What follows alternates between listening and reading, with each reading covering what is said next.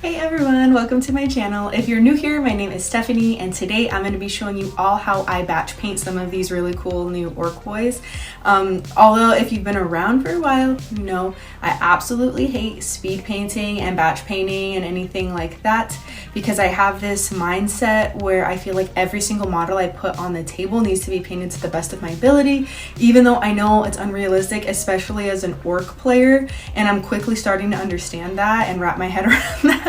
So I found a few techniques that I think speed up the process while maintaining a degree of quality that I'm decently happy with. And so I hope you guys enjoy seeing my techniques, and I have timestamped everything below in case you're more interested in one part than another. You can just find what you're interested in down there. All right, let's go ahead and get started.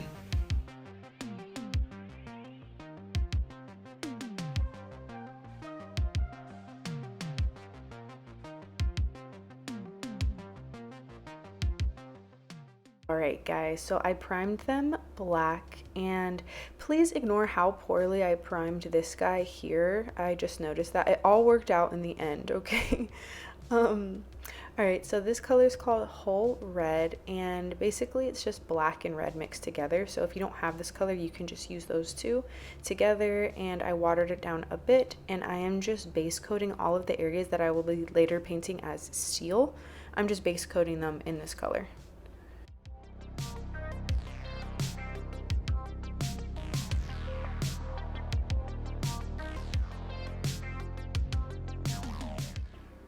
Alright, so this color is called Dark Sea Green. It's basically just gray, so you can just take any dark gray that you have. I'm working it into my dry brush, and I'm giving all of those areas a nice heavy dry brush. So you really only want the deepest parts to still have that red, but you want the red to come through a little bit on the other parts just to give it a rusty kind of effect.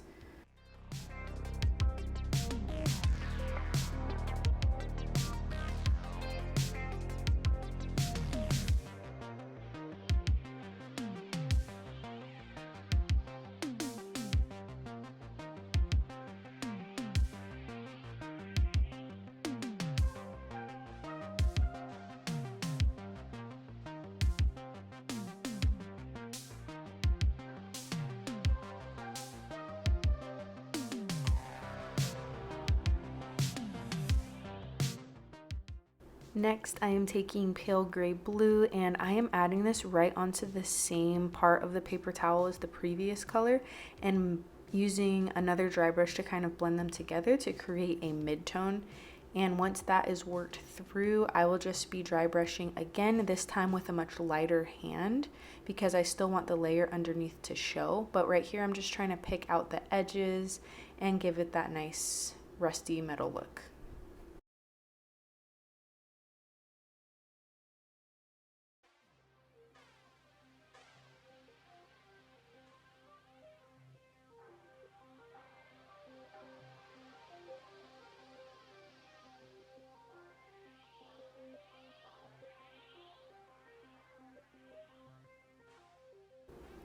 When that is all done, it should look like this, and then we're gonna actually take that same pale gray blue color on a clean paper towel this time, or clean-ish I should say, and this is a separate dry brush that doesn't have the old color worked into it. So I am just taking that, and I am picking a point of interest. So if you're in doubt as to where you want to put the highlight, I usually pick the top corner or the bottom corner, and again focusing on the edges so that it looks like it has some reflections, nothing crazy, because it is supposed to be old rusty metal, which naturally wouldn't be very reflective, but we do need to make those edges pop to sell that it is metallic.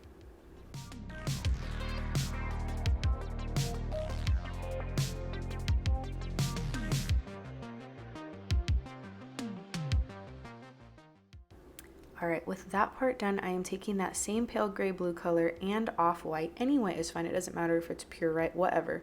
And I have this sort of consistency. I watered it down just a little teeny tiny bit so that it flows nicely. And all I'm doing with this is putting it on my brush, and then really emphasizing all of the highlighted portion. So anywhere where I had previously dry brushed the reflection, I am just emphasizing that. I'm doing a little bit of edge highlighting with this color, and overall just bringing that contrast up, because you want the dark parts to be really dark and you want the light parts to be really, really light.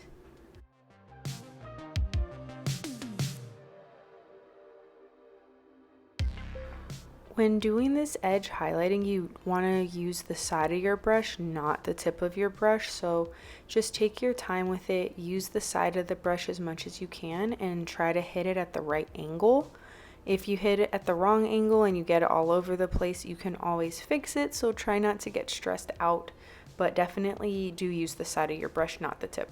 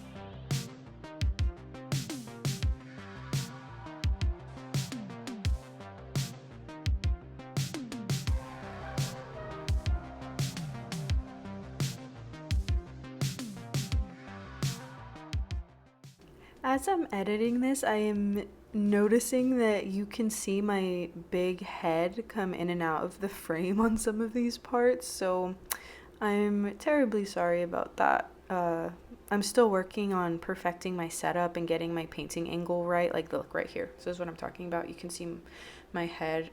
I cut most of it out of the frame, thankfully, but yeah.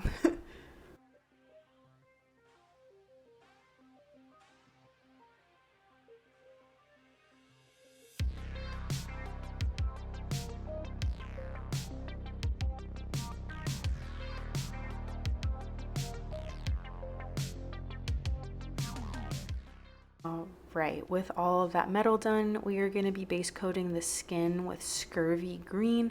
It's a very jungly green color. If you don't have this color, maybe try blending a bluey turquoise with a green, mess around with it until you get the right hue.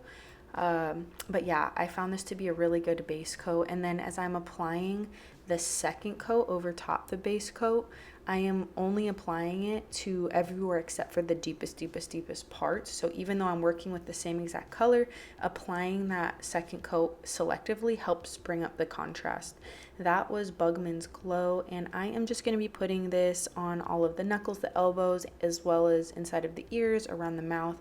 This is a completely optional step, but I found it just adds a degree of realism and just a nice little touch when the model's all finished.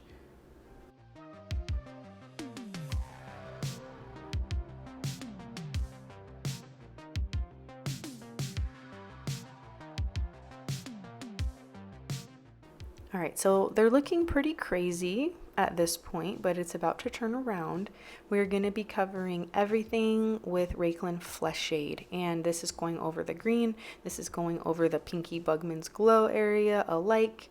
Just put it on there, distribute it as evenly as possible, and make sure it doesn't pool up too crazy.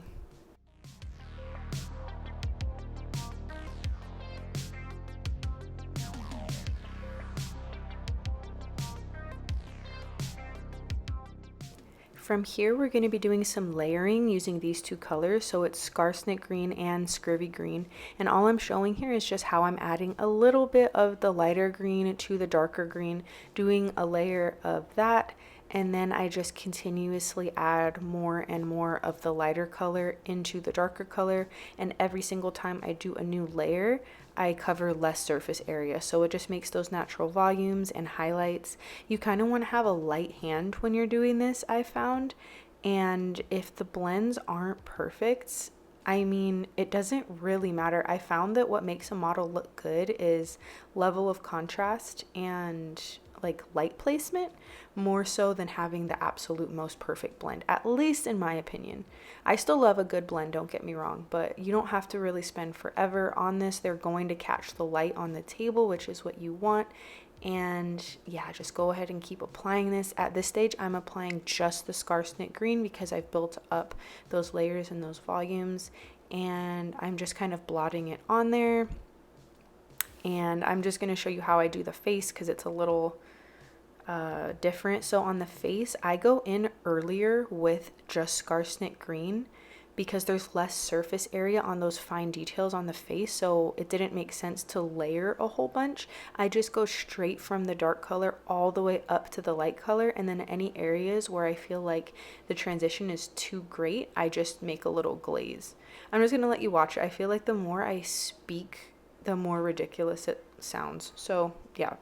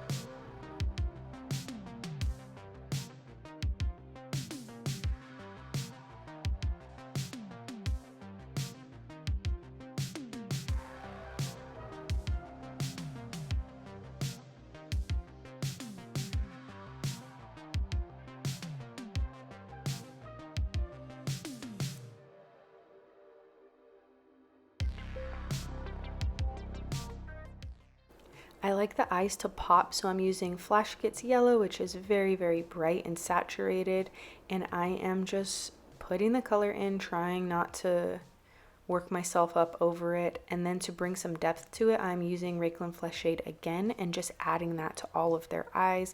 It makes the yellow look a little bit more natural while still like allowing the color to pop, but it brings some shadow to the areas around so that the whole thing looks a little bit more realistic and believable.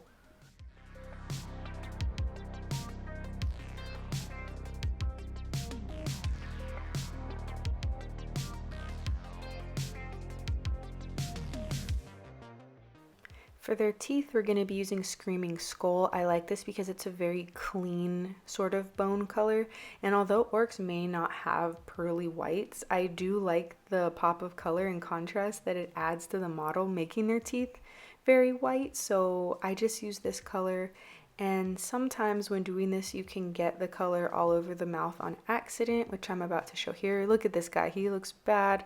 The paint is everywhere in his mouth, so in that case I just take some Nuln oil, splash it around all over his mouth. It'll remedy the situation almost immediately by bringing the definition of each tooth out, and then if you so desire you could go back over just the high parts and highlight them with Screaming Skull again. At this stage, they needed a little touch up, so I'm going in with Bugman's Glow again and just highlighting those areas that we previously outlined with this color. I feel like the color got lost a little bit when we were doing the layering, so I am just reapplying it. Alright, this is the color Charred Brown, and this is the beginning of the easiest and quickest worn leather recipe in the world. So I am just base coating all of their pants. I decided to give them brown leather pants across the board, keep it simple. I'm base coating all of their pants, and then after I do this, I'm going to be taking some Nuln oil and just splashing that around on their pants to create some definition.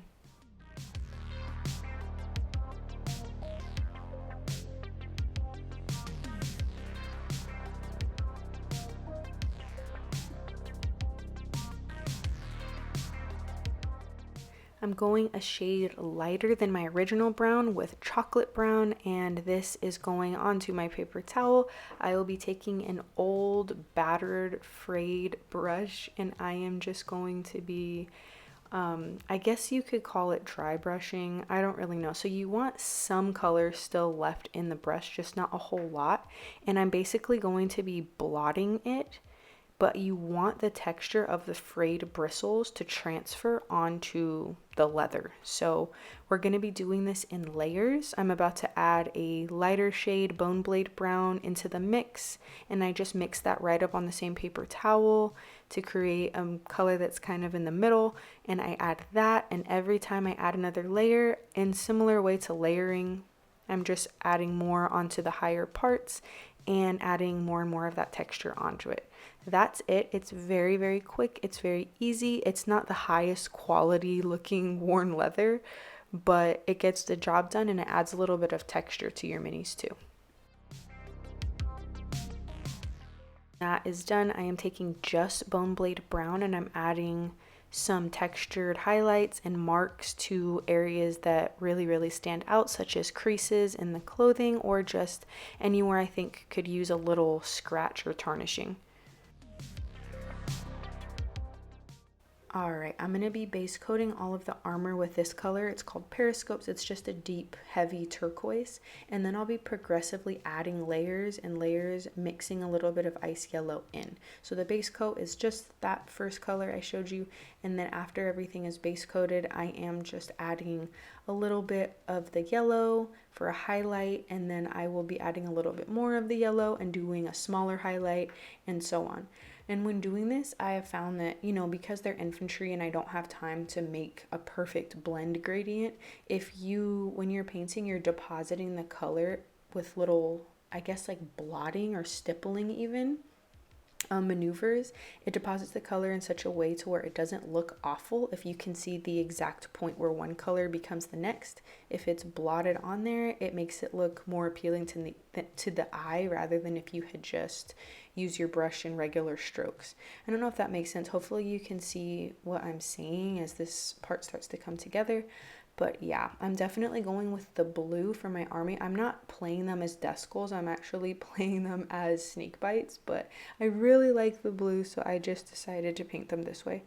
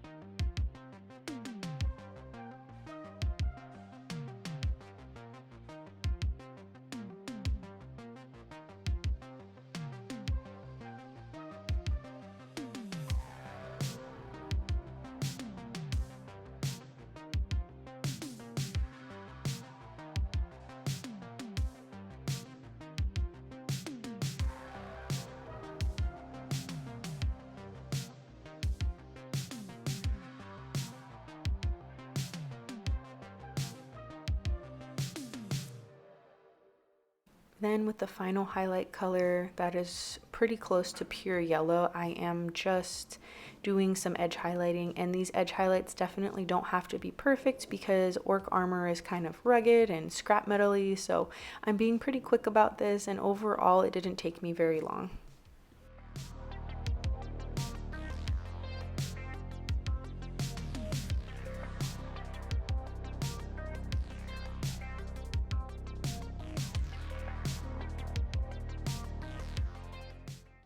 Alright guys, this is the color Ushab T-Bone. Now from here on out, it's just about getting the models finished. All of the main parts are done.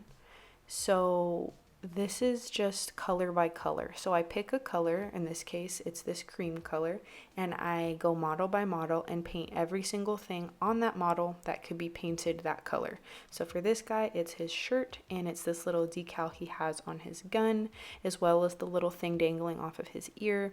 For this guy, it's going to be his shirt, and let's see, what else does he have on him?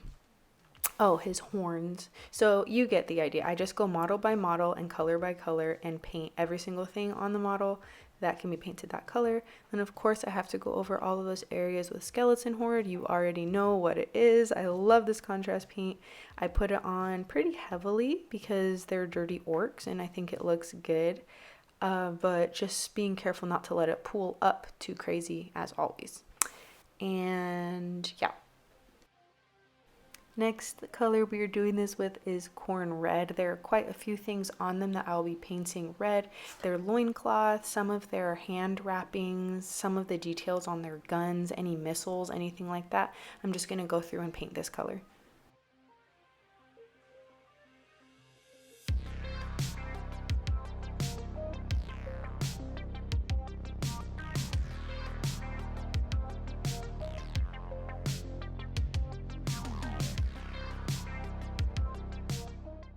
This is the color Filthy Brown. It's just like a golden yellow, and I'm just showing you how easy it is to do wet blending, especially when batch painting like this. It saves so much time. So I specifically did not fast forward this clip just so you can see exactly how much time the highlights on the loincloth took me. All I did was add a little bit of that color into the corn red and did a highlight, and then added a little bit more, and now I'm doing a second highlight. And that's it. It's done. It didn't take very long at all, so this was easy to replicate across my whole team.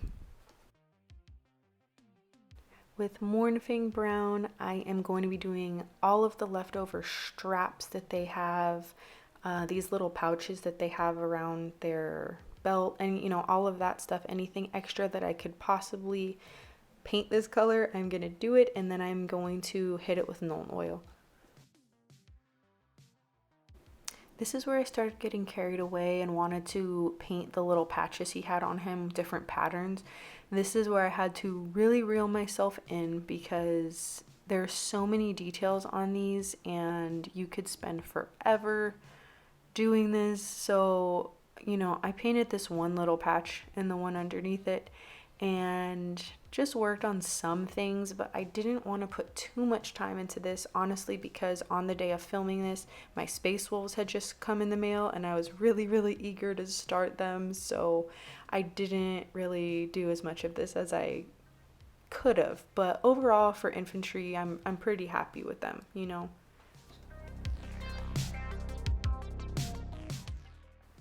I decided to go really simple with their bases. I didn't really want to do a whole lot just because there's so many of them. So I'm just taking this earth texture. I am putting it all over the base. And I really like how these bases have, these models have the little pegs. So you can put them on the base to work on them and then just pop them off, base them, and then pop them right back on. So I just pop them off, put the basing material on. While the basing material is still wet, I put the guy back on so that the basing material dries in the shape of his foot so that they sit flat. And then once it is dry, I pop them all back off again and then do a little bit of dry brushing with the color Pale Sand.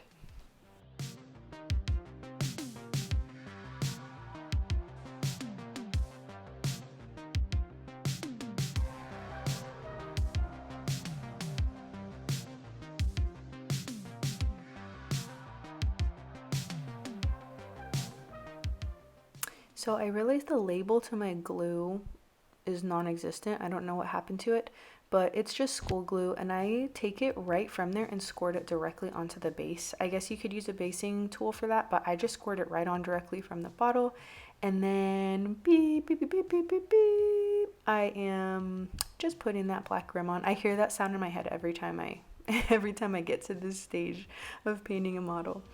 Alright guys, that is it. Here is the final look. Thank you so much for watching as always, and I will see you in my next video.